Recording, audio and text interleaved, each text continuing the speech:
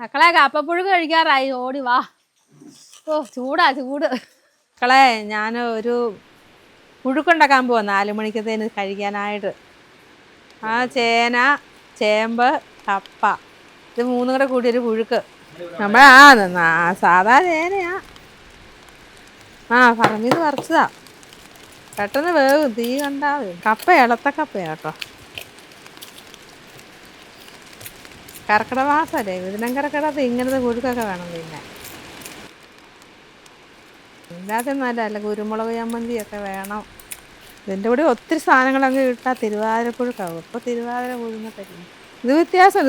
ഇത് തിരുവാതിരപ്പുഴും അതിനകത്ത് പയറിടും, പച്ചപ്പയർ, കൂർക്ക, അങ്ങനെ ഒത്തിരി കൂട്ടം ഇടും. ഇത് പെട്ടെന്ന് നമുക്ക് ഉണ്ടാക്കാൻ പറ്റുന്ന ഒരു പുഴുക്ക്.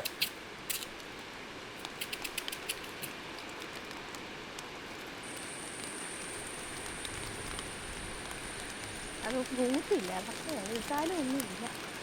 ഇതിനകത്ത് ചേനയുണ്ട്, ചേമ്പുണ്ട്, കപ്പയുണ്ട്, ശകലം ഉള്ളിയൊക്കെ ഇട്ടിട്ടുണ്ട്. ഇനി അത് ഞാൻ തീയ വയ്ക്കാൻ പോവാ. പിന്നെ അടുപ്പത്തിടാൻ പോവാണ്.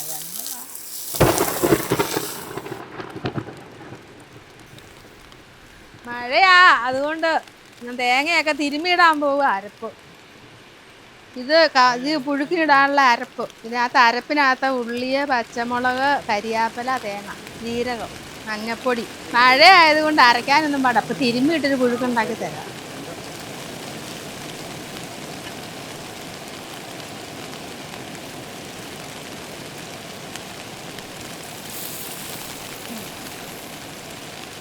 മഴക്കാലത്ത് കഴിക്കാൻ നല്ലതാ. ഇനി തുറന്ന് നോക്കട്ടെ. ഇനി ആയല്ല, ഇളക്കി നോക്കാവേ.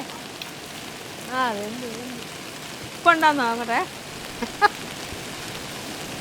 ഓക്കെ, നമ്മളിച്ചിരി വെളിച്ചെണ്ണ കൂടി ഒഴിക്കാം. ഈ ശകലം കരിയാപ്പില ഇടുവാണേ.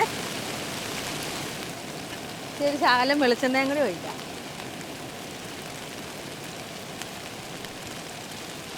എൻ്റെ മക്കളെ ഒത്തിരി എണ്ണയൊന്നും വേണ്ട, കൊളസ്ട്രോൾ പിടിച്ചു കുളമാവും. പിന്നെ കാന്താരിയൊക്കെ തിന്നുവാണെങ്കിൽ കുറയും. ഞാനിന്ന് കുറേ കാന്താരി തിന്നു. എനിക്ക് പഴങ്കഞ്ഞിയും കുടിച്ചു. നല്ല ഒരു ഉര. ഇതിനകത്ത് ചേനയും ചേമ്പും കപ്പയും ഇത് ചേർത്തത് തേങ്ങായ, വെളുത്തുള്ളി, ചുവന്നുള്ളി, പച്ചമുളക്, ജീരകം എല്ലാം നല്ലോണം മിക്സ് ചെയ്ത് വാങ്ങാനായിട്ട് ഇച്ചിരി വെളിച്ചെണ്ണ ഒഴിച്ച് അടിപൊളി പുഴുക്ക. മഴയത്ത് കഴിക്കാൻ പറ്റിയ കഞ്ഞിയും പുഴുക്കും കൂടിയാണ് ഏറ്റവും നല്ല വൈകുന്നേരം. പഴയ ആൾക്കാരുടെ ആരോഗ്യത്തിന് രഹസ്യ കർക്കിടക മാസമൊക്കെ വരുമല്ലോ, ഒരാഴ്ചയും കൂടി ഉള്ളു. ഇത് വാങ്ങിയാൽ അല്ലേ.